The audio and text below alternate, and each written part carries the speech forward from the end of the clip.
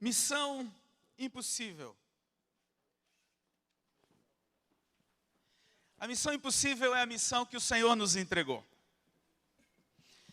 Ela é tão concretamente impossível, que boa parte de nós desiste dela já a priori e vai se dedicar aos seus próprios negócios e cumprir os seus próprios planos. Missão impossível é aquela que o Senhor nos chama, mas alguns, enquanto desistem dessa missão impossível ou ficam de olho no que está acontecendo, alguns dentre nós já estão descobrindo que é possível completar e concretizar essa missão. Para alguns aquilo que era impossível passa a ser então uma nuvem do tamanho da mão de um homem, ou seja, uma chuva vai cair no deserto. Por que alguns consideram a missão impossível e outros acham que a missão é possível? Eu quero lhe falar de um dos textos mais conhecidos e talvez um dos mais pregados, mais anunciados em toda a igreja no mundo todo. É um texto que com certeza você já sabe de cor, mas eu gostaria de projetar e eu gostaria que nós fizéssemos a leitura junto. Então aí está Mateus capítulo 28, versículo 18 a 20. Recita comigo, vamos lá, vamos juntos. Jesus, aproximando-se, falou-lhes dizendo: toda a autoridade me foi dada no céu e na terra. Ide, portanto, fazei discípulos de todas as nações, batizando-os em nome do Pai e do Filho e do Espírito Santo, ensinando-os a guardar todas as coisas que vos tenho ordenado. E eis que estou convosco todos os dias, até a consumação dos séculos. Nós lemos este texto continuamente, nós ouvimos esse texto continuamente, refletimos sobre este texto muitas vezes. Mas, quando a gente lê esse texto, sem aquela sensação de sessão da tarde, um repeteco, quando a gente lê o texto, compreende a impossibilidade que está embutida nestes versículos. Eu tenho um grande amigo, Luciano Subirá, não sei se alguém o conhece aqui, ele é daqui de Curitiba. E ele uma vez, em uma de suas mensagens, ele falou uma frase que me marcou profundamente. Ele disse o seguinte, olha só: para a surpresa de muita gente, Mateus 28, 18 a 20 é a grande comissão e não a grande sugestão. É a grande comissão e não a grande sugestão. Não é apenas uma sugestão do Senhor, é uma grande comissão. Mas que comissão é essa que desde sempre parece uma missão impossível? Quando os discípulos recebem esta grande comissão, eu fico imaginando o que passa na cabeça deles, dizendo: nós, discipular nações, alcançar o mundo, levar uma mensagem evangélica ao mundo inteiro, o que é isso? Mas veja como tudo começou, para você ter uma noção de como é grande essa impossibilidade. Para resgatar o homem, Deus teve que elaborar o plano mais espetacular de todo o universo. Ele teve que pagar o preço pela vida dos culpados, com a vida de seu único filho inocente. E ao fazer isso, ao mesmo tempo em que ele cumpria a sua justiça, as exigências da justiça divina, pagando o preço pelos nossos pecados, ele conseguiu derramar uma quantidade incalculável de amor e de misericórdia, devolvendo a cada um de nós a vida eterna. Ou seja, o Senhor, com um ato só, consegue conjugar justiça e misericórdia. Se o próprio Deus, para operar uma tão grande salvação, precisou de um sacrifício tão grande, como é que nós poderíamos colaborar com Ele? Como é que nós, ou o que nós poderíamos ainda fazer? Ou como nós, com que poder, poderíamos executar uma ordem de fazer discípulos de todas as nações? Se você prestar atenção no texto, a impossibilidade surge muito rapidamente. É impossível porque esse ide é difícil demais.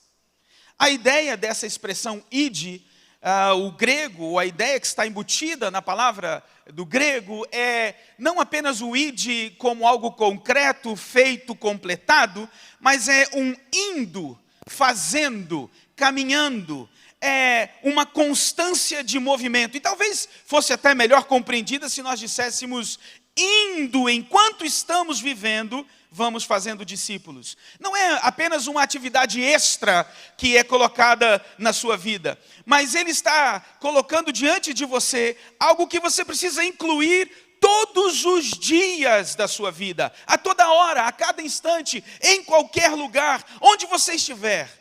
Isso é difícil.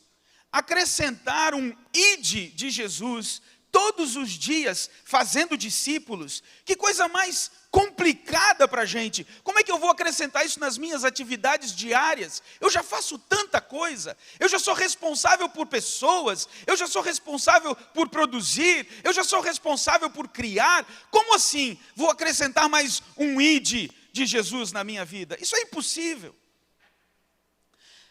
Pode ser também que esse ide seja mais do que acrescentar algo nas minhas atividades diárias, seja ter que sair daqui e ir para outro lugar.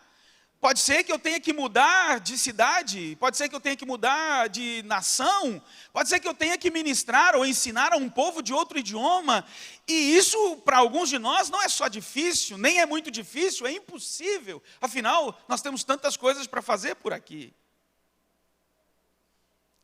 Nós estamos realmente muito ocupados. E vamos falar honestamente, e não é uma ironia o que eu estou falando, fazer discípulos deste modo, dia a dia, ou indo aonde o Senhor nos enviar, é algo realmente complexo e difícil.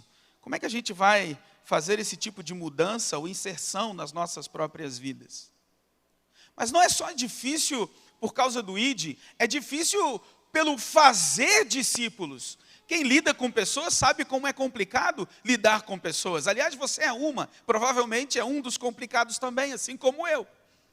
Ou seja, é complicado você discipular gente. Fica mais complicado ainda quando nós precisamos imaginar a dimensão desse fazer discípulos que Jesus nos dá. Se você observar o versículo novamente, ele diz fazer discípulos, ou ide, fazei discípulos de todas as nações. Esse primeiro conceito que eu quero que você entenda aqui é que esses discípulos não são nossos discípulos, são discípulos de Jesus. Então, veja o grau de dificuldade do que Jesus está pedindo. Ele não está pedindo que eu reproduza a mim mesmo, ele está pedindo que eu reproduza a Ele. Consegue compreender a profundidade disso? Consegue compreender a dificuldade disso? Ele quer que eu reproduza a Ele. Não são meus discípulos, não são meus seguidores, graças a Deus, porque se fossem iguais a mim, eu não sei o que seria do mundo, mas são seguidores dele, são seguidores de Jesus. Ou seja, eu preciso ser um instrumento de produção de outros discípulos que seguem profundamente a verdade de Cristo. Se a gente faz discípulos de nós mesmos, estamos fazendo xerox do xerox. Não é isso que o Senhor quer. Ele quer um discípulo dele. Agora, a coisa complica ainda mais quando a gente entende que esse texto, fazer discípulo de todas as nações, não é apenas fazer discípulos de Cristo, que seguem a Cristo, mas quando a gente estuda bem o texto, a verdade, o texto em grego, o original em grego, Jesus disse que deveríamos fazer das nações discípulas ou seguidoras de Cristo. Não apenas indivíduos que seguem a Cristo, mas nações que seguem a Cristo. Perceba a extensão, a expansão desse pensamento. O original grego deveria ser assim, ou melhor traduzido seria: vamos fazer com que as nações sejam seguidoras de Jesus. Isso implica em transformar pessoas, sim, mas também transformar instituições, culturas, tradições, instituições de justiça, de governo, de leis, transformar instituições de educação, transformar famílias. Ou seja, é uma influência tão forte na sociedade, mas tão forte, que as pessoas vão passar a pensar, falar e agir de modo a construir uma nação como Jesus sonhou, como Jesus deseja. Quem consegue uma coisa dessa? Quem consegue embutir no seu dia a dia o fazer discípulos? O ir, quem sabe o sair, o envolver-se? Quem consegue dedicar-se a gerar discípulos que seguem a Cristo e não são imitadores da sua própria vida? Quem consegue gerar discípulos que, além de seguir a Cristo, são elementos de transformação nas instituições da sociedade, nas estruturas da sociedade, nos contextos mais profundos da sociedade, nas leis, na educação, na família, nas culturas, nas tradições? Quem consegue? Rawlinson não consegue. Wellington também não consegue. Nem Silvado, nem Marcos, nem a Tunala, nem nenhum de nós consegue. Essa é uma missão impossível. Só que, graças a Deus, a mensagem não acaba aqui. Porque o Senhor nos convida a fazer discípulos. Como vamos fazer isso? Eu quero te contar 2 histórias. Um dia eu estava no meu escritório, recebi a ligação de um advogado. Ele era um grande homem, ele tinha quase 2 metros de altura. E ele chegou debaixo de um temporal, porque ele queria conversar comigo. Debaixo de uma chuva torrencial. Lembro-me dele ter tirado a jaqueta, colocado no canto e colocado o guarda-chuva ali no pontinha. O guarda-chuva molhou todo o chão, mas ele não se importou com nada disso, largou a jaqueta lá, ele puxou a cadeira, sentou diante da minha mesa, e ele disse assim: pastor, eu sou um advogado muito bem sucedido. Diferente de muitos dos meus colegas, eu faço as coisas certas. Eu não tenho nenhum interesse em fraudar, em enganar, em enrolar ninguém. Eu trabalho corretamente. Eu tenho bastante dinheiro, ganho muito dinheiro. Moro com os meus pais por uma conveniência para cuidar deles, mas eu poderia ter a minha própria casa ou as minhas próprias casas. Eu poderia ter os meus carros. Tudo está em ordem, tudo está encaixadinho, tudo está muito bem, tudo está caminhando muito bem. Aí ele, com uma mão enorme, bate na minha mesa com força e me assusta, e ele faz uma pergunta. Ele diz: se tudo está tão bem, por que é que eu sinto um vazio tão grande dentro de mim? E naquele instante, por 20 minutos, eu fiz um desenho sobre o Evangelho. Eu fiz o homem de um lado, eu fiz o abismo, eu fiz Deus do outro, e eu fiz as impossibilidades de chegar até lá. Sabe aquele desenho de João 3,16? A coisa mais simples que existe. E de repente aquele homem daquele tamanho se jogou no chão, em lágrimas. E ele dizia: segura minha mão, pastor, porque eu quero entregar o meu coração a Jesus. Eu quero ser um seguidor de Jesus, porque é Ele que pode preencher o meu vazio. É só Ele. E ali nós oramos juntos. E ele se tornou um seguidor de Jesus. Um homem cheio do Espírito de Deus. Um homem que começou a transformar os lugares onde estava, as instituições onde ele trabalhava. Quem fez isso? O Rawlinson fez isso? Não. O Rawlinson não faz isso. Uma outra vez, um outro amigo,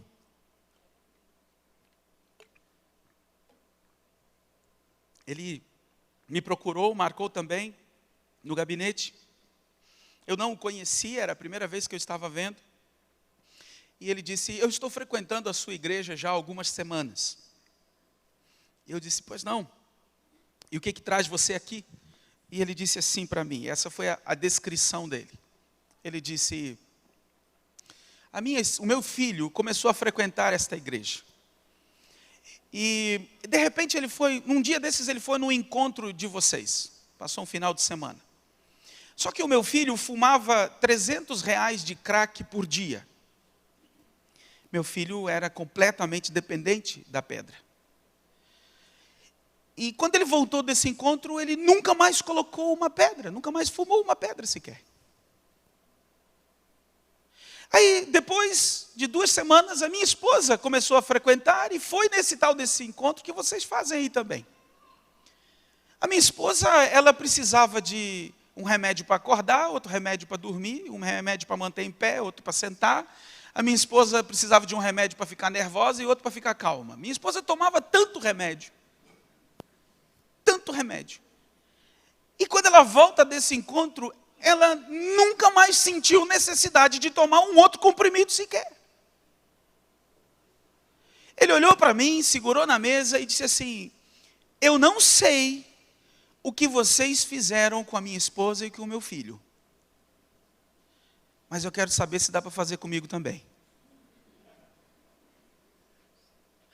Nós fizemos? Eu perguntei para ele. Nós? Não. Nós não fazemos nada. Nós não fazemos nada. Eu fiz o mesmo desenho. Eu sou prático nesse desenho. É dos poucos que eu sei fazer. O desenhista é meu irmão. Aí, fiz o mesmo desenho. Depois de 1h30, ele falando sobre o poder da mente. Ele acreditava no poder da mente. Ele acreditava no poder que existia na capacidade humana de produzir as coisas boas.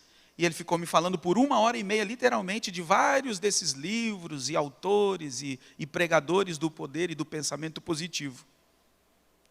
Depois que ele terminou de falar o que ele acreditava, eu só lhe fiz uma pergunta. E está funcionando? Está funcionando? Você está brigado com o seu filho faz 4 anos? Você não conhece a sua filha porque ela não convive com você?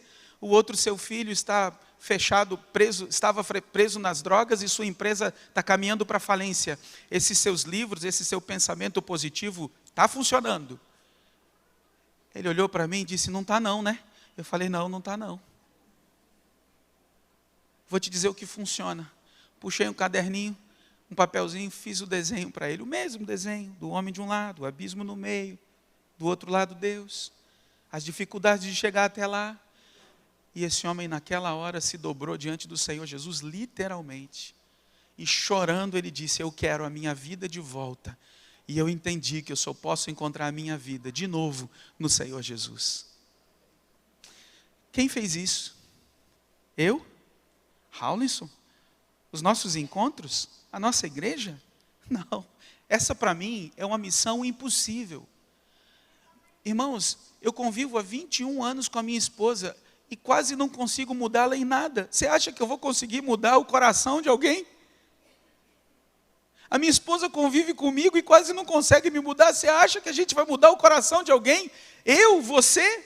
Não, nós não conseguimos. Quem de nós tem poder suficiente para gerar esse tipo de mudança e transformação? Se depender de mim ou de você, será que as pessoas se converteriam e passariam a ter Jesus como Senhor e Salvador de suas vidas? Bem, eu não creio que seja tarefa possível para nós. Mas, ao mesmo tempo, não acredito que o Senhor nos daria uma tarefa impossível e depois nos cobraria por ela. Também não acho que Ele estava brincando ou que estava nos testando para ver o que a gente ia fazer, sabendo que a gente não ia poder executar essa tarefa. Então, por que Ele nos deu uma tarefa como essa? Por que Ele nos deu uma grande comissão e não uma grande sugestão? Como é que nós podemos executar essa missão? Agora, esse mesmo texto que nós lemos, de Mateus capítulo 28, nos dá o respaldo e a resposta sobre como essas coisas acontecem de verdade. O Senhor começa dizendo no versículo 18, todo o poder e a autoridade no céu e na terra me foi dado. Todo o poder, toda a autoridade me foi dada. E Ele diz, portanto ide. Esse portanto é fundamental. Porque esse portanto está conectado a todo o poder e toda a autoridade. Esse portanto não está sozinho na literatura. Esse portanto faz uma conexão entre a autoridade e a execução da ordem. A ordem só pode ser executada se houver um poder por trás dela, se houver uma autoridade por trás dela. E de onde vem esse poder e essa autoridade? Todo o poder foi me dado no céu e na terra, portanto vão. Ide. É um poder que não nos pertence, não é nosso, é dele, provém dele. O Senhor está dizendo, o que eu tenho flui para vocês. A minha autoridade sobre o mundo espiritual e o mundo natural, no céu e na terra, é total. E por isso vocês podem sim fazer discípulos de todas as nações. Eu me lembro de um dia ter entrado num lugar, num quarto, onde estava um rapaz endemoniado, possesso por espíritos malignos. Ele estava ali com uma corda pendurada ao pescoço, pronto para saltar e pronto para se enforcar, e era isso que o inimigo, que o demônio queria fazer com ele.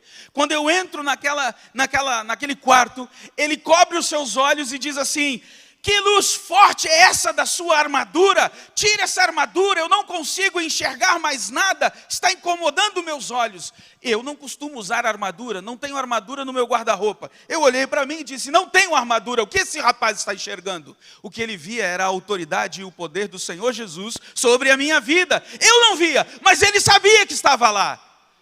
Era esse poder e autoridade que quando Jesus chegava num lugar, os demônios diziam: o que temos nós contigo? Porque eles sabiam que havia um poder e uma autoridade que eles não conseguiriam combater. Como é importante a gente entender que é o poder e a autoridade do Senhor que estão sobre nós para a execução dessa tarefa. Naquela noite, aquele rapaz e a mãe dele, que ficaram possessos, os dois juntos, foram libertos pelo Senhor Jesus e nunca mais foram possessos, por causa da autoridade e do poder que existe em Jesus. Ele, além dessa autoridade, desse poder que ele diz que está conosco, ele também diz que pode nos respaldar. Quando ele diz que nós vamos fazer discípulos em nome do Pai, do Filho e do Espírito Santo. Não é nosso próprio nome, não é na nossa reputação, é Ele quem dá a garantia. É como se Ele estivesse dizendo: não la garantia sou eu, mas Ele está dizendo: a garantia sou eu. Ele é quem garante o resultado. Ele é quem garante o acontecido.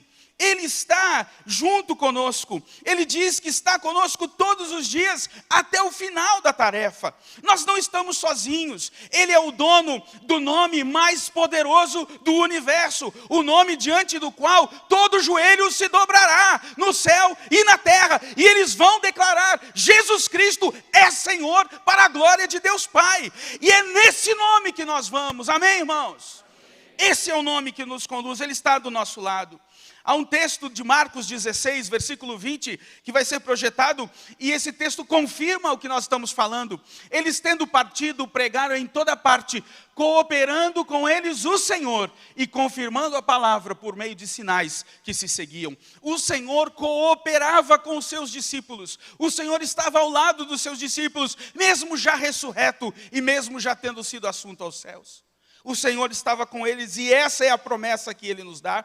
Eu sou o respaldo de vocês, eu sou a garantia de vocês. Vocês vão fazer discípulos, não no nome e não no poder de vocês, mas no meu nome e no meu poder.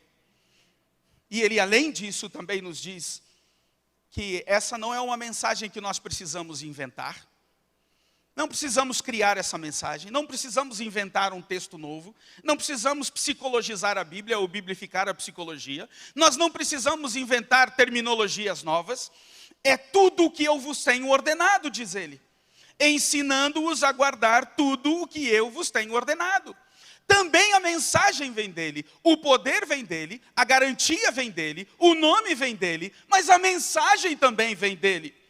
Não há por que ficar inventando novas ideias, é a mensagem do Evangelho. E que poderosa é essa mensagem. Na verdade, eu preciso lhe dizer que não existe força mais poderosa do que o Evangelho do Senhor Jesus Cristo. Caberia um amém aqui se você fosse um pouco mais pentecostal. Mas eu vou repetir, vamos lá. Não existe força mais poderosa do que o Evangelho do Senhor Jesus Cristo.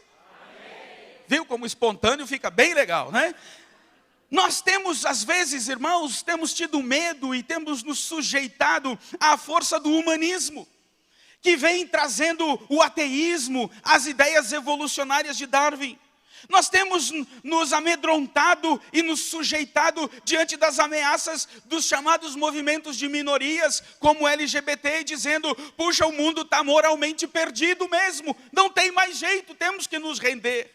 Nós temos nos sujeitado, e nestes últimos anos, ao crescimento do islamismo, como se todos nós um dia fôssemos ser decapitados, porque eles vão chegar aqui uma hora dessas. Essa semana corria um vídeo dizendo que 1.800.000 estão vindo de barco para o Brasil. Cuidado, eles vão decapitar você.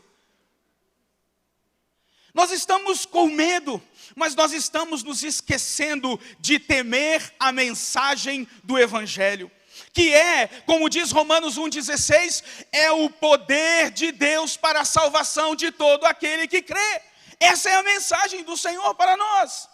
O Evangelho é uma das nossas armas não carnais. É o que diz 2 Coríntios capítulo 10, versículo 4 e 5, que nós temos armas poderosas em Deus. Armas poderosas em Deus. Armas que podem derrubar e sujeitar argumentos, sofismas, mentiras e trazer todo pensamento em sujeição ao Senhor.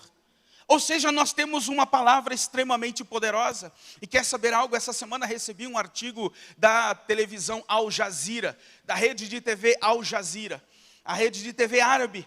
E um imã, que é um dos líderes religiosos dos árabes, esse imã reconhecia que 667 muçulmanos, guarde esse número, 667 muçulmanos se convertiam ao cristianismo por hora. Por hora, 667 muçulmanos se convertem ao cristianismo por hora. O cristianismo continua sendo a religião, se você quiser chamá-la assim, que mais cresce no mundo. São 150 mil pessoas entregando o seu coração a Jesus por dia, no mundo inteiro, por dia. Hoje, 150 mil pessoas terão os seus nomes escritos no livro da vida. Porque a mensagem do Evangelho é a mensagem mais poderosa sobre a terra. A mensagem do Evangelho é mais poderosa do que qualquer jugo que o Alcorão ou que qualquer muçulmano queira colocar sobre nós. Que poder tem as espadas deles, que poder tem as suas bombas, que poder tem o seu terror, diante da única mensagem que pode transformar os seus corações e dar-lhes paz. Que poder eles têm? Nada. Eu creio no Evangelho do Senhor Jesus, que é o poder de Deus para a salvação de todo aquele que crê. Aleluia por isso. Irmãos, eu não tenho nenhum interesse em me dedicar a propagar uma mensagem que apenas traga benefícios superficiais. Toda e qualquer atividade que eu desenvolvo tem como propósito fundamental, e eu recomendo, sugiro, convido você para que na sua vida também seja assim, que toda e qualquer atividade que você desenvolva tenha como propósito fundamental uma transformação profunda em cada pessoa com a qual você se relaciona. Eu percebi que mudança de comportamento é o alvo do psicólogo. Mudança de qualidade de vida é o alvo do nutricionista, do médico ou do personal training. Melhoria de vida é o alvo do consultor financeiro ou do coach. E embora cada uma dessas atividades seja grandemente importante para a vida, nosso alvo como discípulos fazedores de Jesus é uma missão impossível para qualquer ser humano. E essa missão é sermos os catalisadores do superpoder da ação transformadora do Espírito Santo na vida de cada indivíduo. A nossa missão é fazer discípulos de Jesus. Esse é o meu chamado e esse é o seu chamado, essa é a minha missão e a sua missão. O alvo de cada cristão psicólogo, de cada cristão coach, de cada cristão consultor, de cada cristão médico, personal training, empresário, juiz, advogado, operário, deputado, carpinteiro, dona de casa, gari, vendedor, comerciante. Se você é cristão, o seu alvo é no poder de Deus, no nome de Jesus, respaldado por Ele, com a mensagem dEle, transformar o ser humano caído em um legítimo filho do Deus Altíssimo, e que passa a viver nessa existência como um novo filho de Deus, transformando a realidade à sua volta. Esse é o nosso chamado, é para isso que nós existimos. Nós somos parceiros do Senhor em sua obra de transformar o homem. E eu quero terminar com esta ideia. Jesus não veio melhorar você. Jesus não morreu na cruz para melhorar formados, conformados à natureza divina. O Senhor veio fazer de você filho legítimo dele. Diante do exposto, uma missão impossível. Uma missão impossível, que não pode ser realizada pelas nossas próprias forças, mas que nos foi dada. só pode ser cumprida no poder, no nome, na autoridade e com a mensagem de Jesus Cristo. O convite para você nessa manhã é que você diga: Pai, eu sei que é difícil.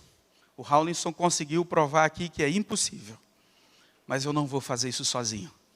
O Senhor me deu uma grande comissão e não uma grande sugestão. Por isso eu quero me entregar para isso. Eu quero concordar com o Senhor e aceitar a minha missão.